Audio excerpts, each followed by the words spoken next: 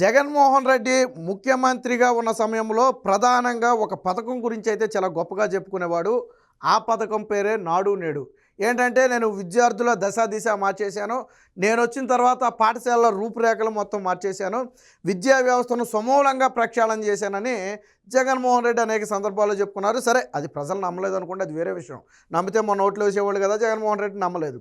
అయితే ఈ నాడు నేడులో జరిగినటువంటి అవినీతి అక్రమాలు ఒక్కొక్కటిగా బయటకు వస్తున్నాయి. ప్రస్తుత కూటమి ప్రభుత్వానికి ఆయా ప్రాంతాల నుంచి ఎమ్మెల్యేల నుంచి అనేక కంప్లైంట్లు వస్తున్నాయి. ఏమని? నాడు నేడు అని జగన్మోహన్ రెడ్డి మొదలుపెట్టాడండి.